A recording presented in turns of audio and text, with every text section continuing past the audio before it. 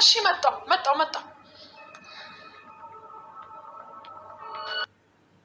በኃይሉ ሰው ገጨ። ምን? የፈጣሪ ያለ በቃ መሄድ አለ።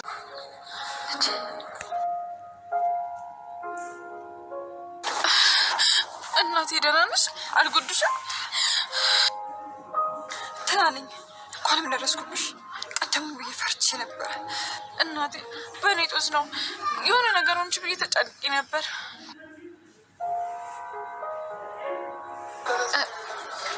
እሱ እንዴት እዚህ ሊገኝ ቻለ?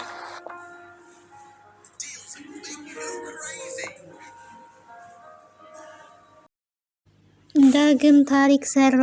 እናትና ልጅን አገናኘ።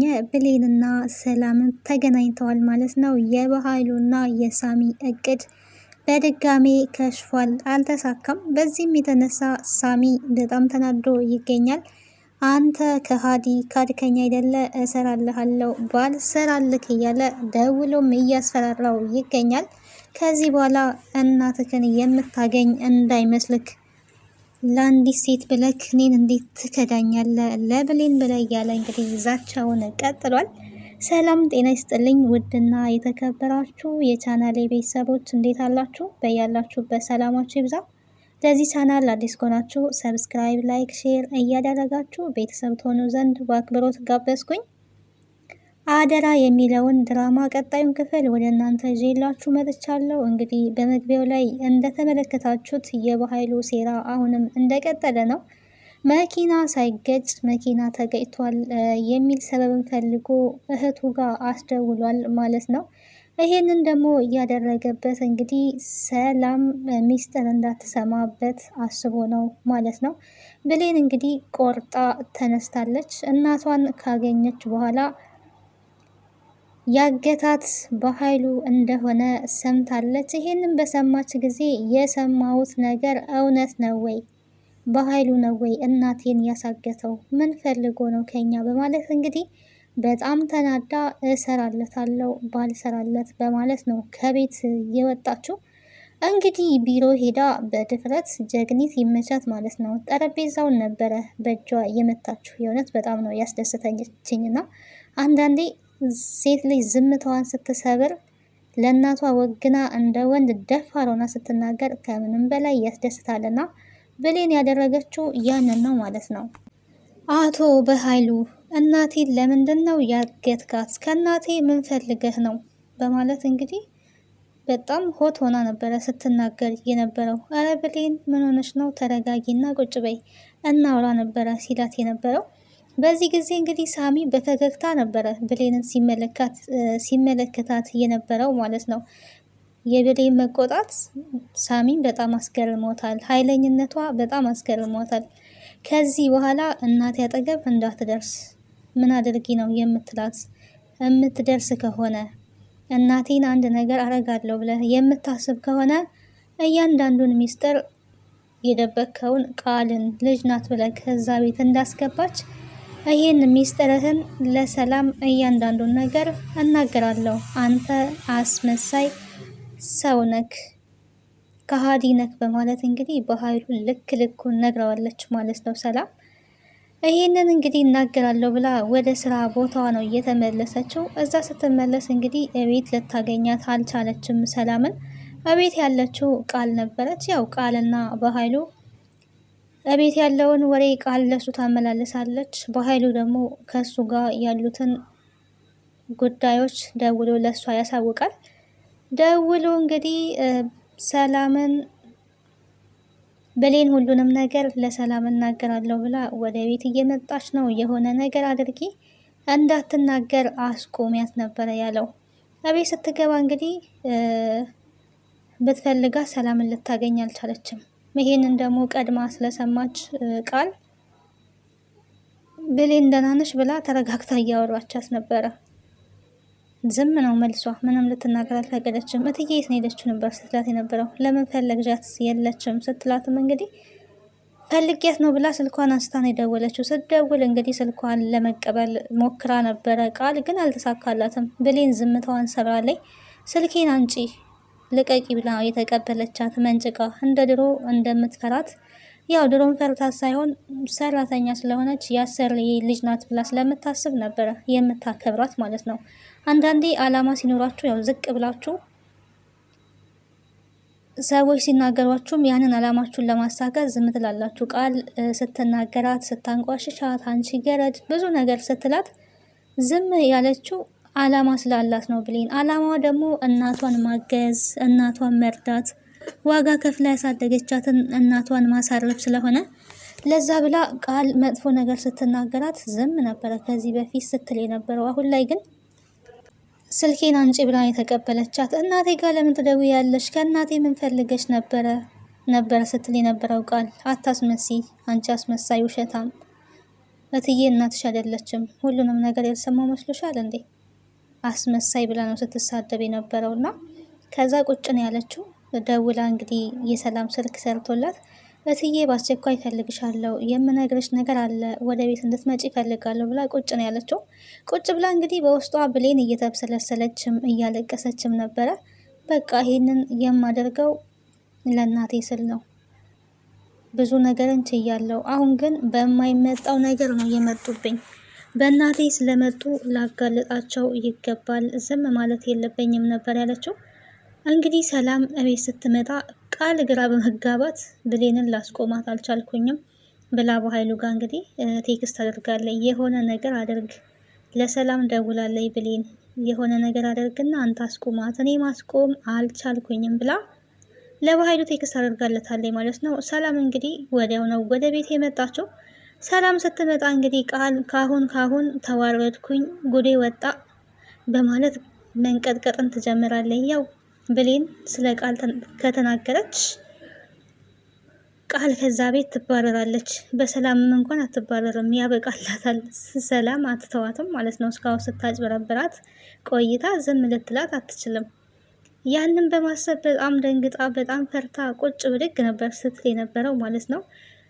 ያለመደባትን ማሚ ምግብ ላንጣልሽ፣ ማሚ ሻይ ላንጣልሽ በማለት በቃ የምትለው ሁሉ ግራ ገብቷት ቁጭና ብድግ ነበረ ስትል የነበረው እየተንቀጠቀጠች። ሰላም ግን ትኩረቷ ብሌን ላይ ነበረ። ብሌኔ ምን ፈልገሽ ነው? የምትነግሪኝ ነገር ምንድን ነው? ነገሪ ነበረ ስትላት የነበረው። ብሌንም እንግዲህ ዝም ብላ ትኩር ብላ እየተመለከተች ነበረ የቃልን ሁኔታ ማለት ነው። ቃል እንደዚህ የምታደርገው የብሌንን አፋፍ የምትለው ብሌን እንዳትናገር ነው እትዬ ስትል አይ ማሚ ምን እያለች ብቻ የሆነ ነገር አክትን ትፈጥራለች ማለት ነው። እኔ እኮ እንዳልነግርሽ ነው አፋፌን የምትለኝ ብላ እንግዲህ ቃል ብላ ገና ስትጀምር የተደረገው ነገር ምንድን ነው? ስልኳ ይጠራል ማለት ነው። የሰላም ስልክ ሲጠራ እንግዲህ ወንድምሽ መኪና ገጭቷል ተብላ ነው የተነገረችው። ወንድሜ ምን ሆነ በማለት ነው እንግዲህ ሰላም ደንግጣ ጥላቸው የወጣችው። በቃ በኃይሉ ሰው ገጭቷል መሄድ አለብኝ ብላ ነው የወጣችው። አስመሳዩ ቃል እንግዲህ አጎቴ የሆነ ነገር ሆኖ እዚህ መቀመጥ የለብኝም፣ እኔም ከአንቺ ጋራ መውጣት አለብኝ ነበረ ያለችው። አይ እዚህ ሁኜ የደረስኩበትን ነገር አሳውቅሻለሁ እያለቻት ነበረ። እንግዲህ እንዲህ ብላ ከወጣች በኋላ በኃይሉና ሳሚ እንግዲህ ሊቀመጡላት አልቻሉም። ይሄ ደግሞ ምንድነው? ብሌንን የሆነ ነገር ማድረግ ፈልገዋል። አፍነው ለመግደል እንግዲህ ገብተዋል ማለት ነው። በሌሊት ሰላም ስትተኛ ቃልም የሳሚና የበኃይሉ ተባባሪ ናት። ያው እንደሚታወቀው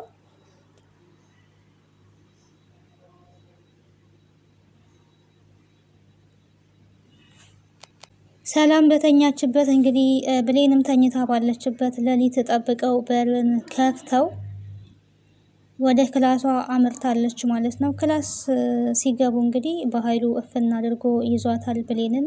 ምንድናችሁ? ምን ፈልጋችሁ ነው እያለች ብትጮህም ብሌን እንግዲህ በኃይሉ እፍና አድርጎ ለመግደል ሙከራ አድርጓል። ነገር ግን አልተሳካለትም ማለት ነው። እሷን ለመግደል ያደረገው ሙከራ ሰላም ደርሳ አስጥላታለች ማለት ነው። በኃይሉ አሁንም በድጋሜ ተዋርዷል ማለት ነው። እህቱ ከዚህ በፊት እንግዲህ ብሌንን ስሟን ሊያጠፋ ሲሞክር ተረታለች፣ አይታለች። አሁንም ደግሞ በድጋሜ እሷን ለመግደል ሙከራ ሲያደርግ አይታለች እና ወንድሟን እንግዲህ ስራውን እያንዳንዱን ስራ ተመልክታለች። የበኃይሉ ክደትና ወንጀል ቀጥሏል ማለት ነው። ድንገት መጥቼ ነው ምናምን እያለ እያስመሰለ ይገኛል። ዳጊ እንግዲህ ባደረገው ነገር ጸጸት ይዞት የብሌንን አሳዳጊ እናት ይቅርታ ለመጠየቅ ቤቷ ድረስ ሄዷል ማለት ነው።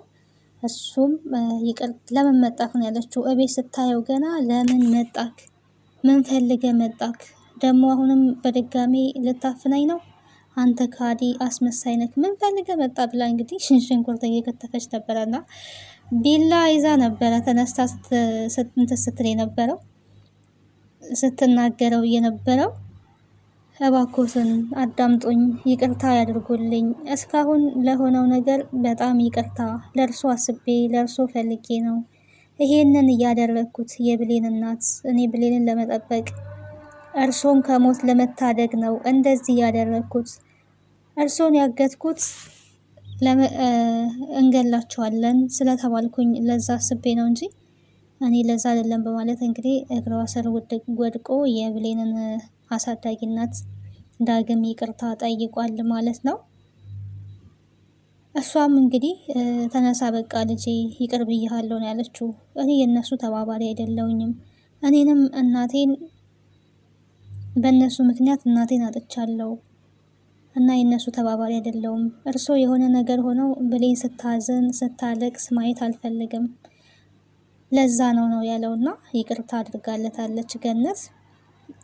መጀመሪያም እንግዲህ ብሌን አደጋ ውስጥ ናት ያለችው። በእርሶ አመካኝተው ብሌንን ወደ ሆነ ቦታ ሊወስዷን ነው። ስለዚህ ብሌንን ልናድናት ይገባል፣ እንፍጠን በማለት ነበረ ብሌን ከስራ ቦታዋ ሳትወጣ እሱ ቀድሞ ሄዶ እንግዲህ ብሌንን ሰርፕራይዝ ነው ያደረጋት። እውነት ለመናገር ቤት ድረስ ነው የወሰደላት። ይህንን ስታይ እንግዲህ ብሌን ከምንም በላይ በጣም ነው እየተደሰተችው ማለት ነው። መጨረሻ ላይ ግን እንዴት ተገናኛችሁ እናንተ ሁለታችሁ? ዳግምን ከየት አገኘሽው ነበረ ስትል የነበረው። ይሄ ዳግም ባለውለታችን ነው፣ እኔን ከነዛ አውሬዎች ያዳነኝ እሱ ነው በማለት እንግዲህ ሸፍናለታለች ማለት ነው። እሱ ነበር ያገተኝ ብትል እንግዲህ ብሌን እና እሱ ሊጣሉ ይችሉ ነበረ። እሷም እንደዛ ማለት አልፈቀደችም። ህይወቴን የታደገው እሱ ነው ልጄ ነበረ ስትላት የነበረው። እሷም በደስታ እንግዲህ ዳጊን እያመሰገነች ትገኛለች። አንተ ባለውለታዬ ነክ፣ እናቴን ታድገህልኛል ከነዚህ ከአውሬ ከምንም በላይ በጣም ነው የማመሰግነው ብላ እንግዲህ አመስግነዋለች። እሱ ግን ያው ጸጸቱ ሊለቀው አልቻለም። በጣም እየተጸጸተ ነው። ለነሱ ለመጥቀም ቢያደርግም ግን አሁን ላይ ግን ተጸጽቷል። የሁለቱ መልካምነት ከምንም በላይ እንዲጸጸት አድርጎታል ማለት ነው። ዞሮ ዞሮ ገነት ወጥታለች። የነ በኃይሉ እቅድ እንግዲህ በድጋሚ አልተሳካላቸውም። በኃይሉ እንግዲህ ሁሌም ተንኮል ለሚሰራው ተንኮሉ ደግሞ የተሳካለት አይደለም ማለት ነው። በቀጣይ እንግዲህ ቀጣዩን ክፍል ወደ እናንተ ይዤ የምመጣ ይሆናል። ለዛሬ የነበረን ቆይታ ይሄን ይመስላል። ሰላም ቆዩ። ሀሳብና አስተያየታችሁን በኮሜንት አስቀምጡልን። አደራ ድራማ ያው አስተማሪ ድራማ ነው። በተለይ ስደተኞችን እኛን ይመለከታል። በአረብ ሀገር ያለ ነው ማለት ነው። ሰላም እንግዲህ እንደኛው አረብ ሀገር ለፍታ የገባች ሴት ናት። አደራዋን ግን ያጣች ሴት